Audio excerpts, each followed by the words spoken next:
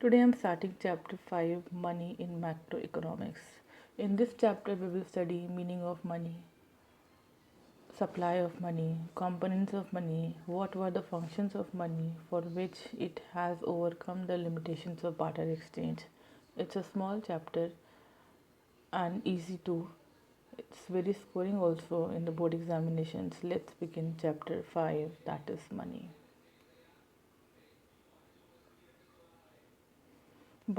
Exchange, barter system, CC economy. You have already studied this in ninth, 10th onwards in economics. Yet let me brush up. Although it's not a part of your syllabus, but it's if until and unless you will understand barter system, you won't be able to understand the importance and evolution of money.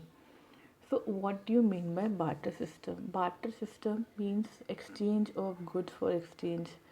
In previous times, when there was no money type of thing, then at that time, how people will do exchange of goods and services? So, they used to exchange goods with each other. For example, if a farmer is growing grain called rice and he needs wheat, so he will find out the person who is selling the wheat and he will give his portion of rice, and in return he will take the grain wheat. So this is your barter exchange. It is also known as CC economy, that is commodity for commodity exchange. But there were very much limitations of, there were very problems in the exchange of goods and in that era, and that is why the evolution of and importance of something common measure was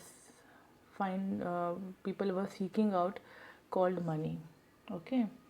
The exchange system means direct exchange of commodity for commodity, and that is why it is also known as CC economy. Now, what were the functions of money which helped in overcoming the problems or difficulties of barter system? These are the four functions basically. What are those? Unit of value, medium of exchange, standard of deferred payment, and the store of value. And how they helped in overcoming the difficulties of barter exchange. Okay, just see. In barter exchange, what happens now? Ki there was a problem of lack of divisibility. You cannot divide horse, है ना?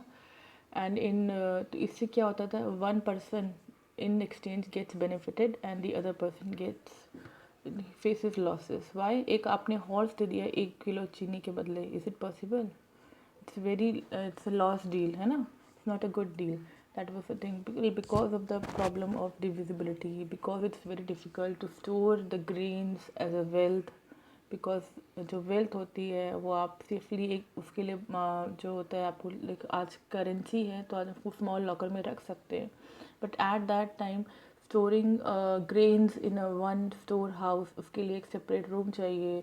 फिर आपको time to time उसको जो है क्या करना होगा कि वहाँ पे कीड़े नहीं लगें, उसका ध्यान रखना पड़ेगा, ख़राब नहीं हो जाए, मॉइस्चर नहीं आ जाए. तो you have to take care of that wealth. वो भी आप बहुत लॉन्ग ड्यूरेशन तक आप उसको नहीं वहाँ पे स्टोर करके रख सकते. It will get spoil, it will ruin itself. Okay. So that was a problem. Similarly, if I want wheat and the other person already had wheat also, तो वो मेरे साथ क्यों exchange करेगा? That is called lack of double coincidence of want. मुझे जो चाहिए अगले को वो देने को रेडी है और उसको मेरा सामान चाहिए. It's not possible. हो सकता है किसी और से उसने व्हीट ले लिया और राइस ले लिया हो, तो वो मेरे से राइस दोबारा क्यों लेगा भाई?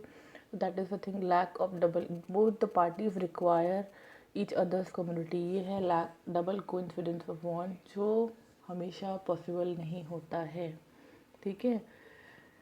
Lack of standard of deferred payments, जो लेटर ऑन पेमेंट्स करने होते हैं, जैसे आज लोन लिया है और आपको 5 years बाद रीपे करना है, राइट? तो वहाँ पर क्या था, उसको कैलकुलेट करना, EMIs कैलकुलेट करना, कितना वापस करना है. It was very difficult because major of value का कोई स्टैंडर्ड नहीं था इन बार्टर एक्सचेंज, जो मनी के आने से हेल्प हुई. ठीक. Lack of store of value, storage was not possible of grains. ठीक है. उसके लिए बहुत ज़्यादा जगह चाहिए और वो बहुत जल्दी ख़राब हो जाती है. प्रॉपर मेजरमेंट का कोई कॉमन यूनिट नहीं था. ठीक है, जिसके पास जो चीज़ है उससे उसने एक्सचेंज कर लिया, तो इससे कभी एक पार्टी को फ़ायदा होता था, दूसरी पार्टी को नुकसान होता था। तो for all these difficulties of barter exchange it became imperative, it became important कि कोई ऐसी चीज़ आए जो कॉमन मेजर हो। ठीक है, unit of value, one function of the money, medium of exchange हो जिसके बदले आप कुछ भी खरीद सको। ठीक है, मीडियम ऑफ एक्सचेंज हो, स्टैंडर्ड ऑफ डिफर्ड पेमेंट हो, एक स्टैंडर्ड हो जिसके बेसिस पे हम आपके फ्यूचर पेमेंट्स पे कर सकें, एंड स्टोर ऑफ वैल्यू हो जिसको आसानी से स्टोर कर सके। वेल्थ क्रिएट करनी हो तो आराम से हम एक लॉकर में करेंसी नोट्स अपने रख देते हैं, कहीं जाना हो तो बोरे बोरे ग्रेन्स नहीं लेके जाना होता है पेमेंट के लिए। आज हम प्लास्टिक कार्ड्स का यूज़ करते हैं, हम मनी का यूज़ करते हैं, पर्स में अपने करेंसी रखते हैं, मूव करते हैं मार्केट की ओर। ठीक है, that is what easy to store value, and this is the thing, these are the functions of money which helped in overcoming the limitations of barter exchange, right? Now moving to the further money, अब हम आते हैं definition of money पे। What is money? कई forms रहे हैं throughout, metallic money, ठीक है, पेपर मनी, बैंक और credit money, all these are the various forms of money. Metallic money में भी हमारे जो किंग्स थे उस टाइम पे उनके नाम के, उनके प्रिंट के कॉइन्स चला करते थे। किसी ने गोल्ड कॉइन्स चलाए, किसी ने किसी और मेटल के कॉइन्स चलाए, and so on. This must you must have studied and seen in NCERT books of history also, but here we are not concerned about that. We are talking about money, its supply, and what are the various functions of money. Now we are moving to the definition of money. Money is what money does. Money वही है जो money अपना काम कर रही है, simple definition, and this definition is given by Walker. This definition is given by Walker. ठीक है, money is what money does. Just see, money is what money does. Who gave this definition? Walker. In last time in project, in Viva classes, in Viva of economics, this question has been raised by many external examiner. That's why I'm highlighting this. कि money is what money does is a general definition. Money क्या है? जो money का काम कर रहा है वही money है, और ये definition किसने दी है? वॉकर ने दी है। ठीक, ये क्वेश्चन पूछा गया था, एक्सटर्नल एग्जामिनर ने कई बार पूछा हमारे क्लास के बच्चों से, तो please keep this in mind. Normal definition of, general definition of money, यानी कि इसमें क्या बोला गया कि मनी वो है जो अपने फंक्शंस परफॉर्म कर रही है। It's store of value, unit of value, ठीक है, standard of deferred payment, this is money, right. अब हम आते हैं अगले पे। Next is what the various legal definition of money क्या है, फंक्शनल डेफिनेशन ऑफ मनी क्या है। This is important for us, legal definition and functional definition. Legal definition is what? According to this definition, just the legal definition, it means anything that will be called money if the law proclaims it to be money. It will be commonly accepted measure of value. It is endowed with legal tender power. तो क्या है? Money is legal tender, is anything which contains legal tender and is generally acceptable by all. Legal tender है, by law उसको बोला गया है कि nobody can deny accepting money. Legal tender है for exchange of goods and is generally acceptable by all for exchange of goods. That's the legal definition of money. Okay, now moving to what? It's a limited legal tender, unlimited legal tender. Limited tender की हम बात करें, legal tender होना चाहिए. Legal tender हो बोला गया है. फॉर्मल जो लीगल डेफिनेशन ऑफ मनी में क्या बोला? Money is a legal tender and is generally acceptable by all in exchange of between two parties. ठीक है, लीगल टेंडर का मतलब क्या होता है? जैसे इसे लॉ में पावर दी गई है कि nobody can deny accepting money, कि हम ये नहीं लेंगे और आपसे गुड एक्सचेंज नहीं करेंगे. नोबडी कैन डिनाई दैट, जो कोई रिफ्यूज़ नहीं कर सकता. ठीक है, बिकॉज ये लीगल टेंडर है. अब आप इंडियन करेंसी को अमेरिका में जाके पे करोगे तो दैट कैन बी डिनाइड, क्योंकि वहाँ के लीगल टेंडर इंडियन रुपीज़ नहीं है, वहाँ के डॉलर्स चलते हैं. लेकिन अगर इंडिया में आप इंडियन रुपीज़ को किसी को दे रहे हो एज अ पेमेंट, तो he can not deny, okay, because here in India legal tender is rupees, our currency is rupees. That is the thing. Now we are moving to further. Functional definition क्या है? Functional definition is that definition which is given on the basis of functions of money. ठीक है, क्योंकि वो 4 functions perform करती है, इसीलिए वही 4 फंक्शंस उसकी फंक्शनल डेफिनेशन होती है. क्या होते हैं functional definition? Money is what, according to this definition, anything which performs the functions of money is called money. वो 4 फंक्शन क्या हैं? Unit of value, medium of exchange, standard of deferred payment and store of value. Right, this is your functional definition says कि money is what performs the various functions of money. What are the 4 functions of money? Unit of value, store of value, standard of deferred payment and medium of exchange. Unit of value एक common unit है, function है ये, common unit है जिसमें सारे goods को value करा जाता है, उनकी वैल्यू को मेजर करा जा सकता है. मीडियम ऑफ एक्सचेंज है, bye paying and receiving money goods का एक्सचेंज फैसिलिटेट होता है. Standard of deferred payment, standard of deferred payment means कि future payments can be easily calculated and be paid in terms of money.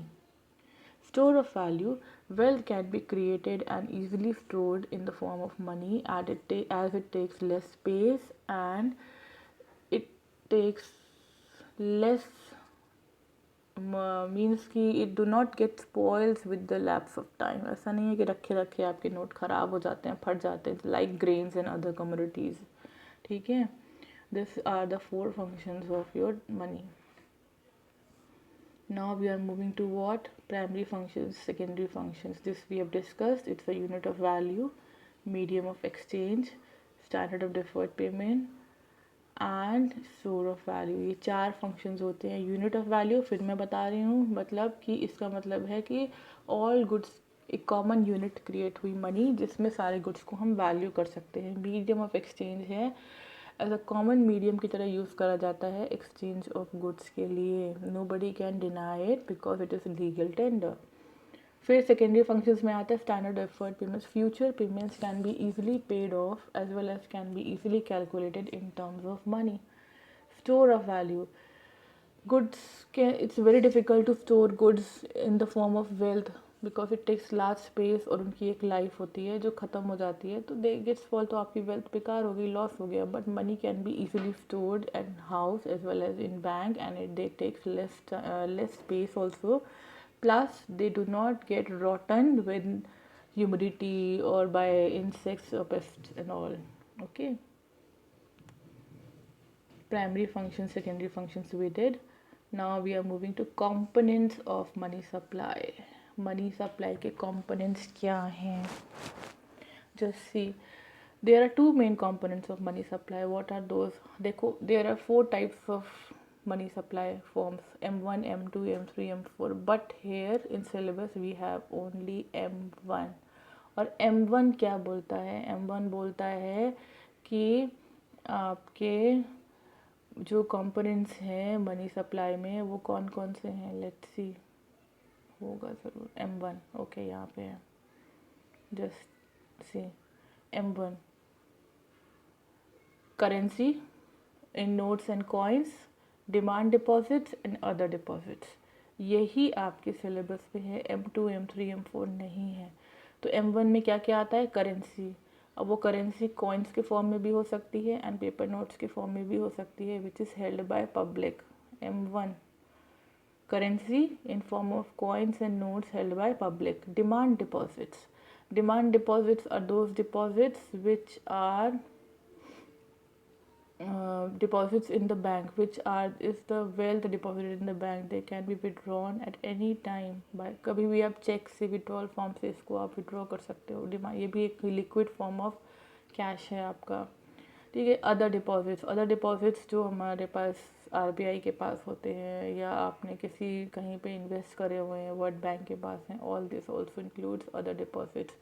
So M1 constitute your components of money supply in which we have currency, in the form of notes as well as coins held with public, plus demand deposits in the bank which can be withdrawn easily using checks and withdrawal forms, and other deposits which are maintained by international bodies or your apex bank like Central Bank, Reserve Bank of India, or your IMF, International Monetary Fund, etc.